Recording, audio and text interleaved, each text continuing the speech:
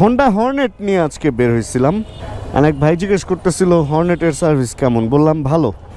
বলতেছে কিনবে সে সামনে। আমি তাকে জিজ্ঞেস করলাম যে আগে কি বাইক চালাইতেন, বলতেছে এখন পালসার N250 আছে। আমি বললাম এত ভারী বাইক থেকে এরকম লাইট ওয়েট বাইকে আসলে মজা পাবেন।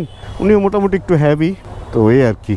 পাওয়ারফুল বাইক থেকে আসলে একটু কম পাওয়ারের বাইকে আসলে খরচ কমে, regular maintenance and fuel cost কমে, এটা ঠিক আছে। বাট আসলে একটু হালকা হালকা লাগে।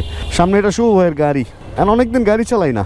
গাড়িটা দেখা বুঝলাম যে অনেকদিনই গাড়ি চালাই না। গাড়ি চালাতে ইচ্ছাও করতেছে, বাট এখন গাড়ি চালানোর সময় না আমার, কারণ এখন আমার ছোটোখাটো কিছু কাজ আছে, এই জন্যই বেরোইতেছি। আর আজকে একটু পায়ে ব্যথা পাইছি। পায়ে ব্যথা পাইছি যে বাম পায়ে, বুঝছেন, বাম পায়ে। এদিকে রাস্তায় কাজ হইতেছে, তো হঠাৎ করেই এক পাশের রাস্তা আটকায় দিচ্ছে, দেন আরেক পাশের রাস্তা দিয়েই সবাই চলাফেরা করতেছিল। তো এক রিক্সা কী করলো, এসে দেন মানে ঘুরাইতে যে আমার বাম পায়ের মধ্যে সামনের চাকা লাগায়, সে শুধু আসতেছেই। বাম পায়ের ব্রেক, সামনের ব্রেক কিন্তু সে ধরে রাখছে, চাকা লক, কিন্তু চাকা ছেঁচড়াইয়া দেন সামনের দিকে আসতেছে। মামা এটা কই থামায়? তো সামনের দিকে আসতেছে। আমি বললাম মামা আর কত? তো সে আসতেছেই, ছেঁচড়ায় আমার পায়ে খালি চাপি দিতেছে। হাড্ডি মাড্ডি ভাঙে নাই, ভালো হয়েছে। প্লাস ওরকম মানে সাথে সাথে একটু ব্যথা লাগছে, চাপ যেহেতু লাগছে, কাটে টাটেও নাই, বাট এখন একটু ব্যথা হইতেছে, কারণ ঘটনাটা ঘটছে লাস্ট প্রায় 1.5 ঘন্টা আগে। আমি ওনারে বললাম ভাই এভাবে লাগাইতেছেন কেন? বলতেছে ওই পেছনের গাড়ি নাকি ওনারে ধাক্কা দিচ্ছে। আচ্ছা, পরে আমি আবার স্লো করছি, স্লো করে জ্যাম, তো পেছনের গাড়িওয়ালারে জিজ্ঞেস করলাম যে ভাই আপনি রিক্সাটারে ধাক্কা দিচ্ছেন, রিক্সাটা এসে আমার উপরে পড়ছে। বলতেছে ভাই রিক্সাওয়ালারে থামান। আমি ওনার ধাক্কা দিই নাই, উনি মিথ্যা কথা বলতেছে। দেন আবার রিক্সাওয়ালারে বললাম মামা দাঁড়ান তো। পরে ওই গাড়িওয়ালা আসলো, গাড়িওয়ালা নাইমা চলে আসছে যে বেটা আমি তোরে ধাক্কা দিছি। তো লোকটা বয়স্ক, লোকটা আসলে ঠিকমতো কথাও বলতে পারে না, মানে একদম নর্মাল মানুষ বলা যায় না তাকে, একটু ঝামেলা আছে আর কি, একটু বয়স হয়েছে, তো জ্ঞান বুদ্ধি অতটা আসলে হয়তো কাজ করে না ওইভাবে, এরকম একটা অবস্থা ওনার। এই অবস্থায় সে রিক্সা নিয়ে বেরিয়েছে। ঘটনা ঘটছে হচ্ছে সে জ্যামের মধ্যে যখন ঘুরাইতেছে ছটল এইটা চাপ পড়ে গেছে, অ্যান্ড ছটলও চাপ পড়ছে, সে আবার ব্রেকও ধরছে। ব্রেক ধরাতে সামনের চাকা লক হয়েছে ঠিকই, কিন্তু পেছনের ছটল তো তারে ধাক্কায় সামনে নিয়ে আসতেছে। তো সে ভাবছে পেছনের গাড়ি তারে ধাক্কা দিচ্ছে, আসলে ঘটনাটা টানা, আসলে তার পেছনের চাকাই তার সামনের চাকাকে ধাক্কায় নিয়ে যেতেছে। মানে যেটা হয় আর কি বয়স হইলে। বয়সের চেয়ে বড় কথা হচ্ছে বয়সের সাথে অভিজ্ঞতা বাড়ে মানুষের, কিন্তু ওনার যেটা হয়েছে বয়সের সাথে অভিজ্ঞতা বাড়ে নাই, ওনার বাড়ছে হচ্ছে বয়সের সাথে জীবনের দায়বদ্ধতা। আর উনি তো আসলে কোনো ট্রেনিং প্রাপ্ত না বা কিছু না, হঠাৎ করে এখন পপুলার একটা বিজনেস দাঁড়ায় গেছে হচ্ছে এই সমস্ত এই যে অটো রিক্সা, অ্যান্ড সেও একটা মোটামুটি কিনে বা ভাড়া নিয়ে নেমে গেছে রাস্তায়, মানে অটো চালায় এখন সে জীবিকা নির্বাহ করবে বা এরকম কিছু। আচ্ছা, আমরা এক কাজ করি, ডান দিকের এই রাস্তা দিয়ে যাই, কারণ এই সোজা রাস্তায় সামনে জ্যাম হয়। যেখানে ছিলাম এই যে এরকম একটা রিক্সাই ছিল। মানে অবস্থাটা বুঝছেন, ওনার অদক্ষতার কারণে পায়ে ব্যথা পাইলাম কিন্তু আমি। তা আমার আসলে মানুষকে মারা ধরার অভ্যাস নাই, আমি কখনো কাউকে মারিও নাই, লাইফে একজনকেই মারছিলাম কোনো একটা কারণে।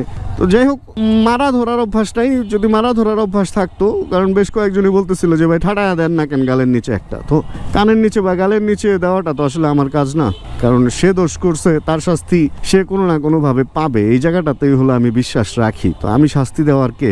আমি জাস্ট তারে বললাম যে এভাবে যদি লাগাই দেন ভাই, আমাদের তো ব্যথা লাগে তাই না, হাত পা ভেঙে গেলে তো আরও সমস্যা, তো একটু দক্ষ হওয়া উচিত। এ হলো অবস্থা আর কি। যাই হোক, সব কিছু শেষ করে আমার একটা শ্যুট ছিল, একটা কমার্শিয়াল শ্যুট ছিল, ওইটা করলাম। ওইটা করে দেন হচ্ছে এখন এই যে বেরোইছি।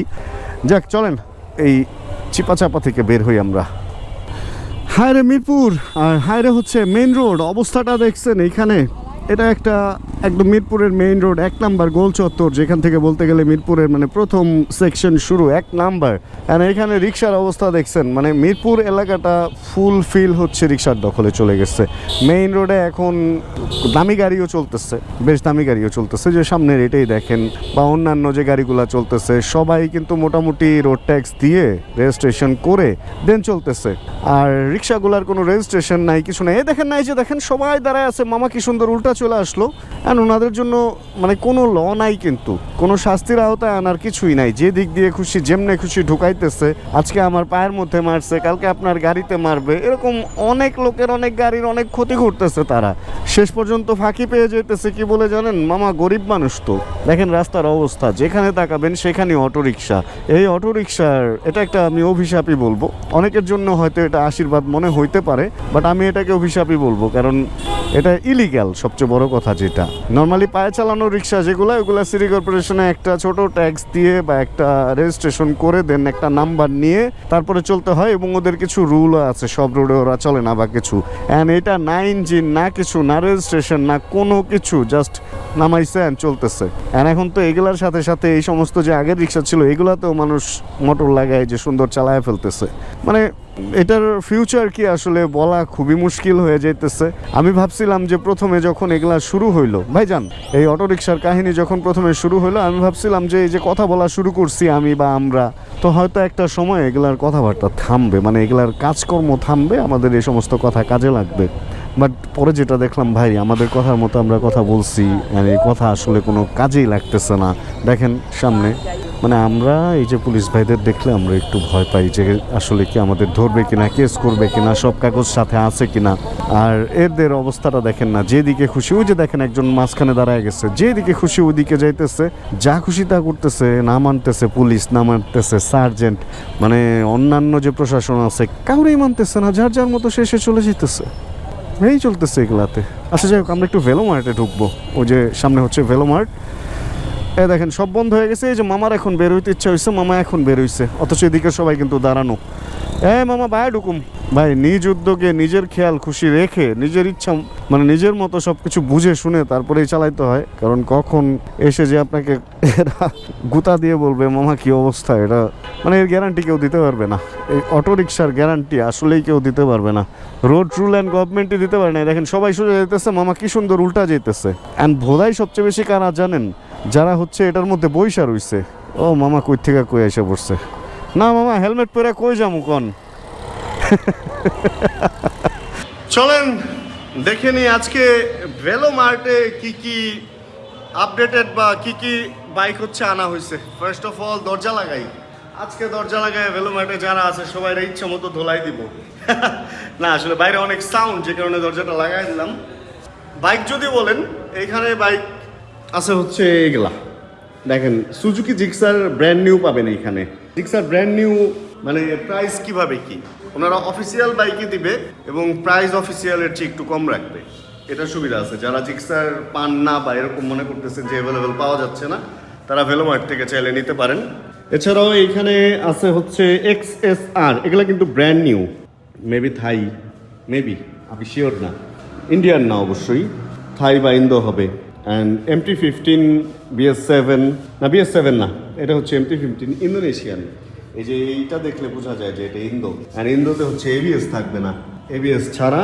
ইন্দোনেশিয়ান MT-15 যেটা নতুন গ্রে আসছে যে কালারটা একটু সাগরের পানির কালারের হচ্ছে চাকা অ্যান্ড এটা ফুল ব্ল্যাক যা আছে সব ব্ল্যাক শুধু ট্যাঙ্কটা হচ্ছে এটা সিলভার কালার R15 V3 আছে এটাও ইন্দোনেশিয়ান বাইক ওনারা ভালোই কালেক্ট করতেছে অ্যান্ড এটা সম্ভবত নিউ না এটা সম্ভবত ইউজড এটাও সম্ভবত না এটা নিউ এটা হচ্ছে সিলভার অ্যান্ড ব্ল্যাকের যেই কার্বন এডিশনও বলে অনেকে এটারে সিলভার ব্ল্যাক বলে আমি এটাকে আর যদি কার্বন আর কারো দরকার হয় কার্বন আপনারা হচ্ছে এই যে এটা হলো কার্বন এটা যে টেক্সচার আছে দেখেন টেক্সচার হচ্ছে এই যে কার্বন টেক্সচার এটা হলো কার্বন এই যে carbon icon performance icon performance মানে হচ্ছে এই যে এই ব্যাপারগুলা মিলায় হচ্ছে আইকন পারফরমেন্স GPXও রাখছে ব্র্যান্ড নিউ বাইক এগুলাই প্রচুর সেল হইতেছে এই ভেলোমার্টে ব্র্যান্ড নিউ প্রচুর সেল হইতেছে কারণ এর আগের বার যেটা দেখে গেছি 2 সপ্তাহ আগে সেগুলা এখন নাই তার আগের বার যেগুলা দেখে গেছিলাম ওগুলা পরের বার ছিল না আচ্ছা চলেন আমরা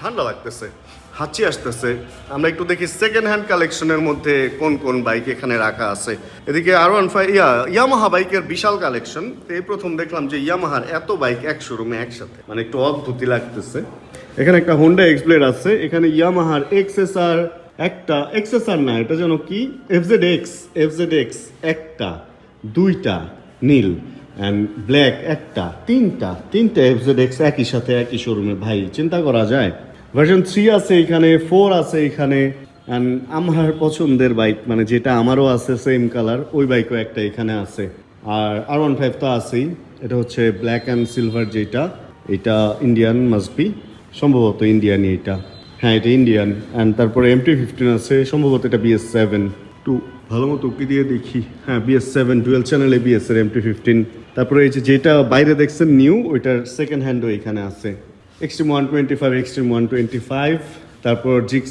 জিক্সার তো এটা মনে হয় ব্র্যান্ড নিউ, তাই না? 200 কিলো জিক্সার, এই বাইক নাকি 200 কিলোর, চিন্তা করা যায়। FIABS জিক্সার 200 কিলো এখানে চলে আসছে। তারপরে এখানেও জিক্সারের বিশাল কালেকশন আছে। অ্যান্ড ইন্টারেস্টিং একটা ফ্যাক্ট, এই বাইকটা আমি ভাবতাম কি 150, বাট না, এটা 250। এই কালারের 250 যে আসছে আমার জানাই ছিল না। তারপর এই যে এইদিকে এগুলা মোটামুটি বেশ বাইকে আছে, ডেকোরেশন একটু চেঞ্জ করছে এখানে। এক ভেলোমার্টের বাইক কালেকশনই দেখতে আসছিলাম মূলত।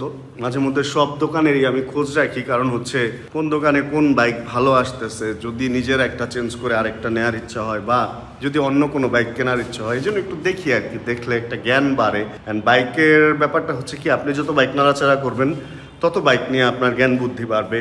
আর যেহেতু আমার ভিডিও বানাইতে হয়, এই জন্য আমার রেগুলার বাইক দেখতে হয়। আমি বাইক দেখলেই বাইক সম্পর্কে জানবো এবং বাইক সম্পর্কে জ্ঞান শেয়ার করতে পারবো। যদি আমি নিজেই না দেখি তাহলে কেমনে কি হবে বলেন, বা আমি যদি নিজেই এটারে চর্চা না করি তাহলে তো আমি এটা নিয়ে ভিডিও বানাইতে পারবো না, ওই একই কথা বলা হবে। এই জন্য আমি প্রচুর বাইক দেখি, প্রত্যেকটা শপে যাই এবং ওনাদের সাথে আলাপ আলোচনা করি, ওনাদের কাছ থেকে জানি কোন বাইকটা কি অবস্থায় আসলো, এত কিলোতে বাইক কেমন হয়, অত কিলোতে বাইক কেমন হয়, মাঝে মধ্যে বাইক বের করে চালাই, এই আর কি, এইভাবেই জ্ঞান বুদ্ধি বাড়ে। 6:50 পর্যন্ত ভেলোমার্টেই ছিলাম, বাইক টাইক দেখলাম, আড্ডা টাড্ডা দিলাম, এবার বেরোয় যেতেছি। আর এই পাশটাতে না মোটেও ঠান্ডা লাগে না, মিরপুরের এই সাইডটায়।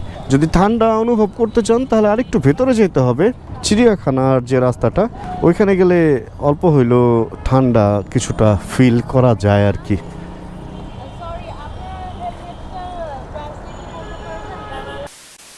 আচ্ছা আপু, আল্লাহ হাফেজ। আপু ভিডিও করতে চায়, এই কারণে হচ্ছে একটু ইনফরমেশন জানলো আর কি। ও মা, এত ভারী লাগে কেন সব?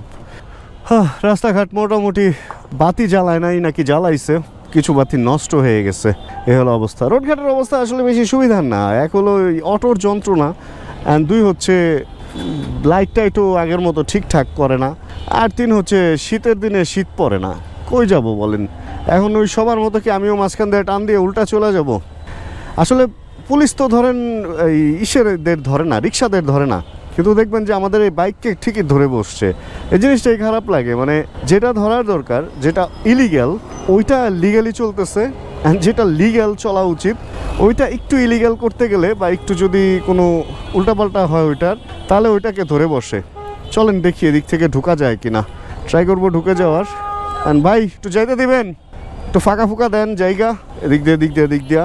মানে হয়েছে কি দেখেন, ব্যাপারটা এরকম হয়ে গেছে যে বৃষ্টির পানি আপনি শরীরে যতই না লাগাইতে চান, ছাতা নিয়ে বের হন, রেইনকোট পরে বের হন বা যাই করেন, বৃষ্টির পানি কিন্তু একটু না একটু আপনার শরীরে লাগবেই, তাই না?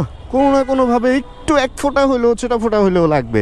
তো দেশে এখন দুর্নীতির অবস্থাটা এমন হয়ে গেছে, রোডে চাইলেও আপনি নীতিতে থাকতে পারবেন না, একটু দুর্নীতি আপনাকে গ্রাস করবেই। তো ওইটা হয়েছে এই যে আমরা একটু উল্টা পাল্টা, এটা আমাদের এখন যাইতেই হয়। সিগন্যাল অনেক সময় মানি না, অনেক সময় বিভিন্ন রকম কাহিনী এরকম হয়। মেন রোড দিয়ে যাব না, মেন রোড দিয়ে গেলে ওই কোনো একটা বড় সিগন্যালে আটকায় থাকতে হয়, তার চেয়ে আমরা এদিক দিয়ে ভেতর দিয়ে চলে যাব, এটাই বেশি ভালো হবে। মূলত ভেলোমার্টের বাইক দেখতেই আজকে আসছিলাম, বাইকটা দেখলাম অ্যান্ড বাইক সম্পর্কে একটা আইডিয়া নিলাম, নতুন পুরানো বিভিন্ন বাইক কেমন দামে কোনটা চলতেছে এগুলো একটু খোঁজ খবর রাখি আর কি আমি। আর খুব তাড়াতাড়ি আমি আবার সেকেন্ড হ্যান্ড শোরুমে গিয়ে সেকেন্ড হ্যান্ড শোরুমের যে মালিকরা আছে ওনাদের ইন্টারভিউ সেশনের একটা ভিডিও করব, পডকাস্ট টাইপের, যে আসলে কোন বাইকের চাহিদা কেমন, কোন বাইক কীরকম কী, কোন বাইক বিক্রি বেশি হচ্ছে, কোন বাইক কেনা বেশি হচ্ছে, বা কোন বাইক মানুষের চাহিদাটা কম সেকেন্ড হ্যান্ড মার্কেটে, অ্যান্ড কোন বাইকে আসলে রিসেল ভ্যালু কীরকম, কোন বাইক দেখা যায় পুরানো নতুনের কাছাকাছি দামে বিক্রি হয়, কোনটা পুরানো অর্ধেক দামেরও নিচে বিক্রি হয়, এই ধরনের কিছু ব্যাপার স্যাপার নিয়ে সামনে ভিডিও করবো, এরকমটা ইচ্ছা আছে। তাহলে আজকের ভিডিও থেকে বিদায় নিয়ে নেই, অন্ধকার হয়ে গেছে, আমার অন্ধকারে ভিডিও করতে একদমই ভালো লাগে না। আর আজকের এই ছোট্ট ভিডিওটায় যদি কোনো কিছু ভালো লাগে ছোট করে একটা লাইক দিয়ে দিন প্লিজ, অ্যান্ড চ্যানেলে যদি নতুন হন সাবস্ক্রাইব করে আমাদের ফ্যামিলি মেম্বার হয়ে যান। লাইক আর কমেন্ট আসলে এটাই আমাদের পাওয়া একটা ভিডিওর মধ্যে, আমরা এই যে ভিডিও যে বানাই এর মধ্যে আপনারা যদি একটা লাইক দেন, একটা ছোট্ট কমেন্ট করেন, এটাই আসলে আমরা পাই, এর চেয়ে বেশি কিছু তো আসলে আমাদের চাওয়া পাওয়া নাই। ওরে ভাই, যে ভিড়ের মধ্যে পড়ছি, এই চিপা একটা রাস্তার মধ্যে বড় গাড়ি সব, মামা তো ঢুকতেও দিব না মনে হইতেছে আমারে। যাক, ঢুকে গেছি কোনো রকম। দেখেন গোলচত্বরের জ্যামটা থেকে এই যে বের হয়ে গেলাম, অনেক সময় এখান থেকে বের হয়ে বামে দেখি যে চেকপোস্ট, এরকম একবার কিছুদিন আগে আটকায়ও গেছিলাম। যাই হোক, তাহলে ওই যে সাবস্ক্রাইব, লাইক, অ্যান্ড যদি বেশি ভালো লেগে যায় তাহলে ভিডিও শেয়ার করে দিতে পারেন, চ্যানেল শেয়ার করে দিতে পারেন। দেখা হচ্ছে তাহলে সামনে আবার নতুন কোনো ভিডিওতে। আর যতক্ষণ পরবর্তী ভিডিও নিয়ে আবার আমি না আসতেছি, ততক্ষণ ইনশাআল্লাহ আমরা থাকবো ভালো, আমরা থাকবো সুস্থ এবং করতে থাকবো চিল ইনশাআল্লাহ। Chill bro. Check the mic and make sure it sound right, boys.